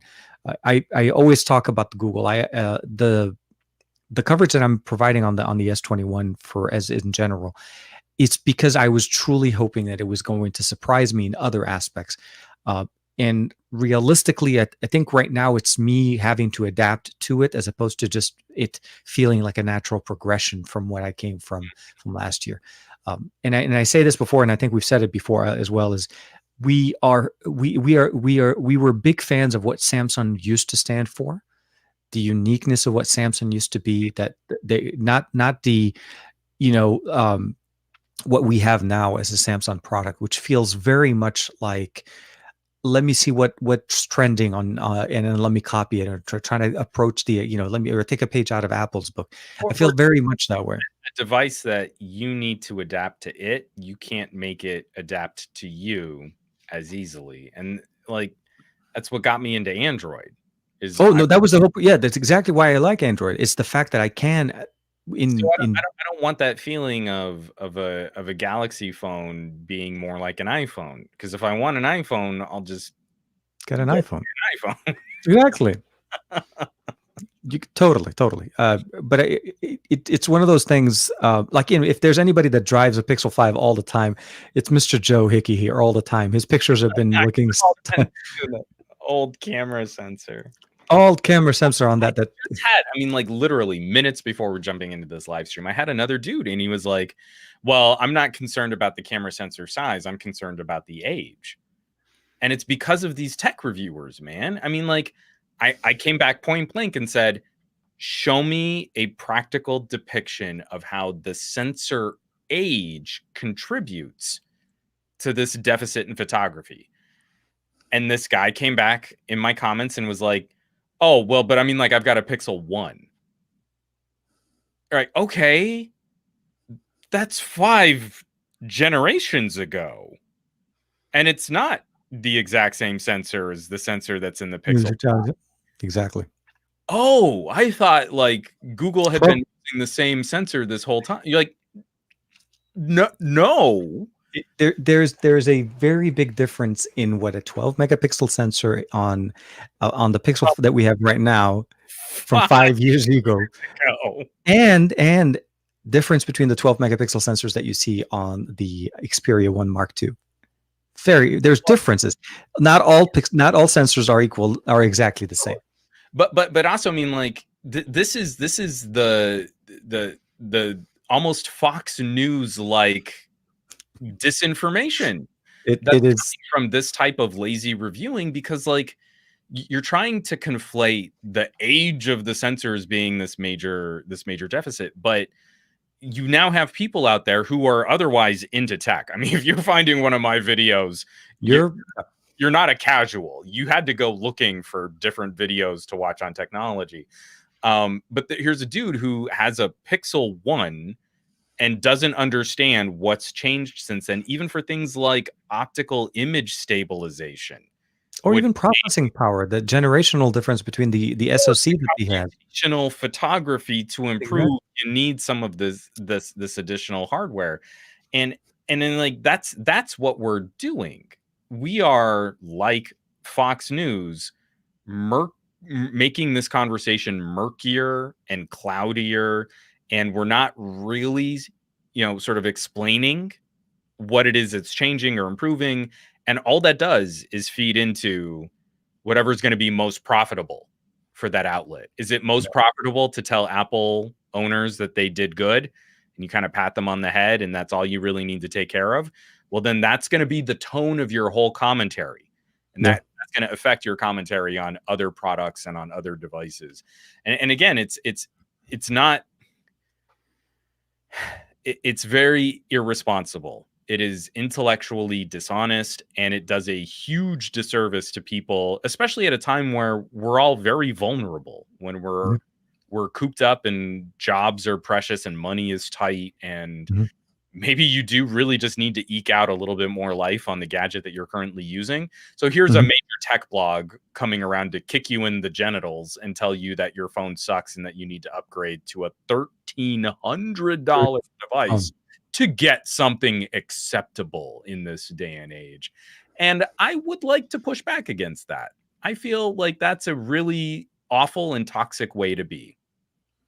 No, I agree. And I think the idea of what comes out in 2021 abolishes anything that came out before it is an idea that we really need to step away from making it. You shouldn't be making any type of assertions. For a second, I thought you were going to do that really sarcastic, snarky thing. Like, well, I would just like to say that if you own anything older than a 2021 smartphone, that I wanted to, but I felt like this one I wanted to kind of jump back and double down on it. But yeah, no. Speaking of which, though, yeah, truly though, the Note 20 doesn't boot Android anymore. So no, it can't. It can't even load like Candy Crush. And no. To JGJ's point, didn't the iPhone keep the same image sensor and improve the software surrounding the camera? The only iPhone that changed the sensor size was the top of the line largest iPhone 12 Pro Max. Every other iPhone, from iPhone 12 Pro all the way down to the iPhone 12 mini, has the same camera sensor size as the Pixel 5. So miss me with your conflating iPhones to mean the most expensive option because you need the good camera, and then panning Google for using the same sensor or a very similar sensor to what's found in an iPhone starting at $999. You are not being honest. This is intellectually dishonest. It is totally rigged and gamed to support the most profitable conversations for your ad revenue, for your clicks, and it does not resemble the reality of actually using these products out in the field. It is. You're right. And then I think that's one thing you always need to keep in mind when you're looking at options or what you're looking to pick up.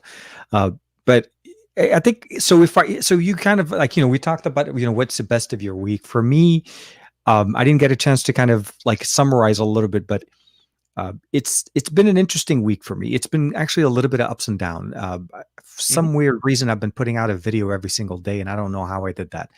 I think I need to. I need to stop. Actually,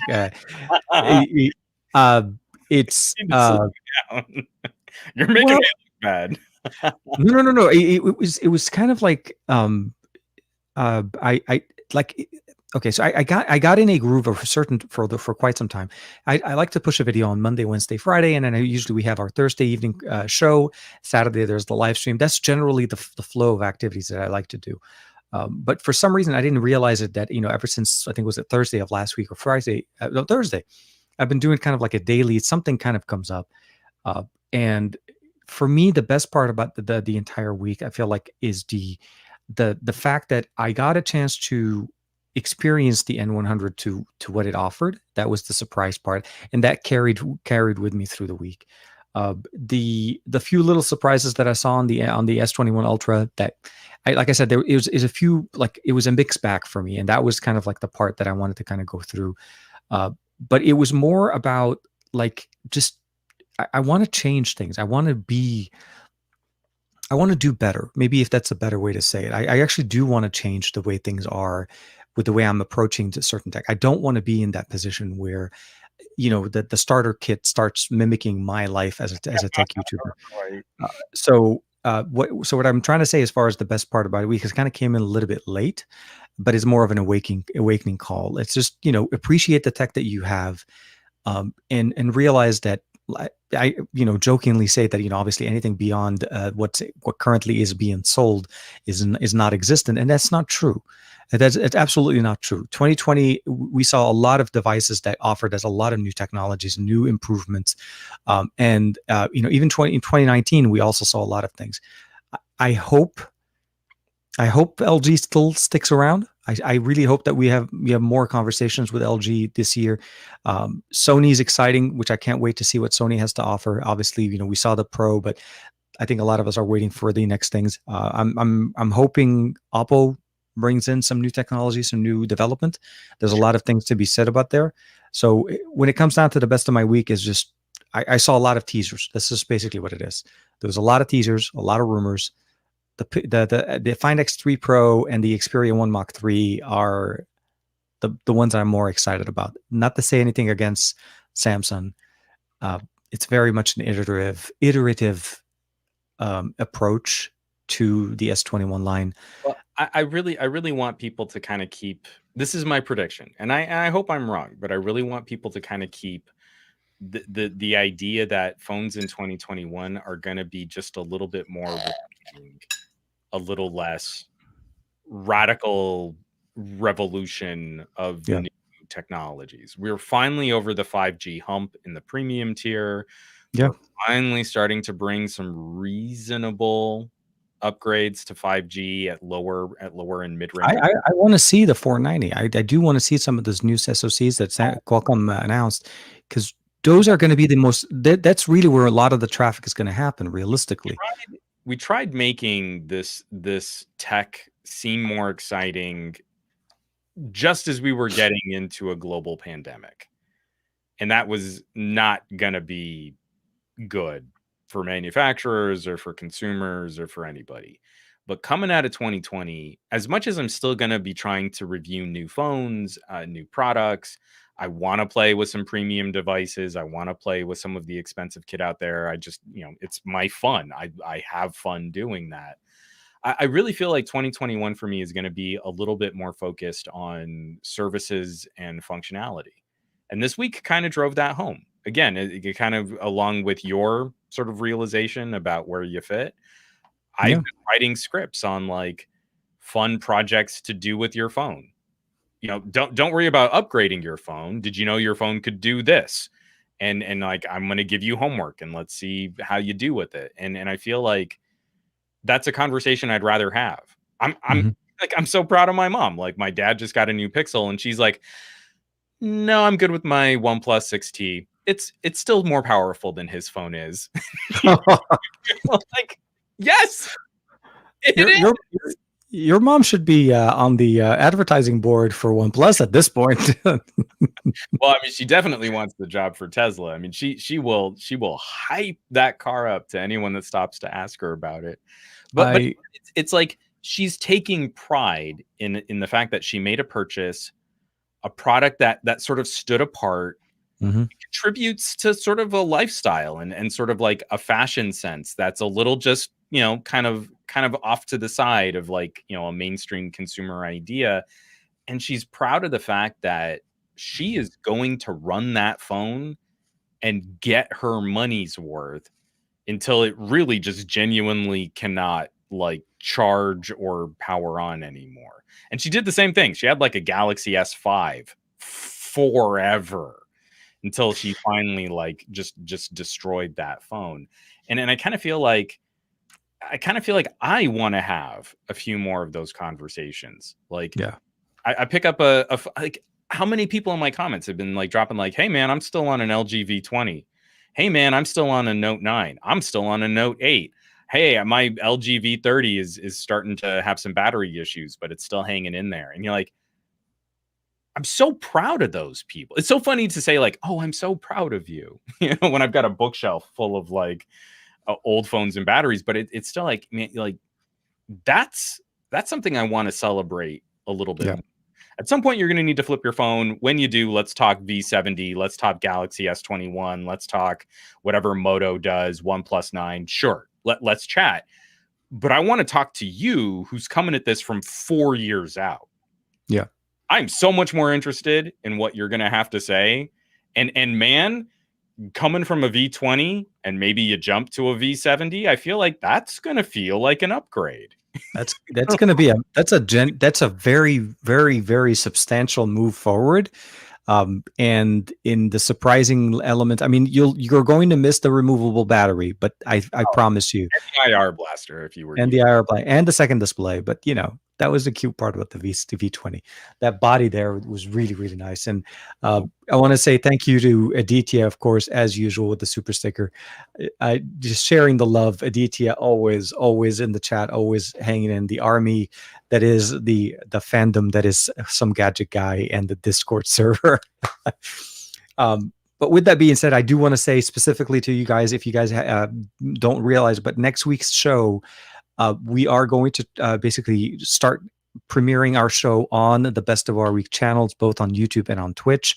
We'll make sure to give you guys a lot of clues and heads up. The links for the channels, the Best of Our Week, both Twitch and YouTube, are available in the description on YouTube, and I will try to also post that also on the obviously on the Twitters and all of that good stuff. So we were lucky enough to get a good name. Thank you to Juan for picking the name. That is all his.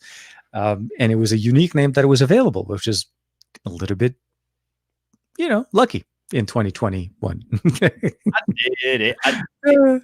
Juan's doing his nice dance by the end of it, but I think we're kind of coming close to the kind of like the summary or the end of the show this week. Definitely a lot of things coming up. I am thankful that we've made it to our episode again, and for another week, we get a chance to hang out. We get a chance to, kick back and have fun. It's starting to be a little bit busy. There's a lot more things coming up. Little bit of, I think I saw somewhere Xiaomi is going to have something next week coming up. So it seems like they're doing some launches. As you said before, there was a lot of things coming up. I'm keeping my eyes up on leaks, specifically on the things that I mentioned. But I hope you have a good week. I hope you guys, everybody in the chat, that you guys are doing great, that you're able to stay healthy, stay safe. They're making progress. Things are coming up. Actually, surprisingly, like a little bit of a note, my in-laws got the vaccine this morning, and they're doing great. So I was very, very, very happy that our parents are getting the support that they need, and they're able to get in and get those doses. So that's hopefully the onwards and the message. And that at some point when you and I, turn comes up, we'll be able to do some more. We'll have to celebrate by maybe doing one of these shows together.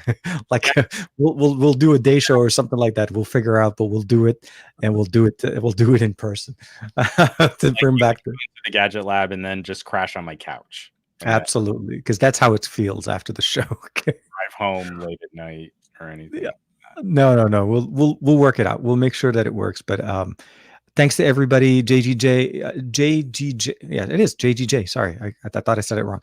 Aditya, both Aditya and Nil on YouTube and Aditya Nil on Twitch, because Aditya was double dutying the whole show, man. I love that. That was pretty rad. He was that was remote chats. That's some commitment right there. That you know he's driving his LG device. I think he's on the The G7.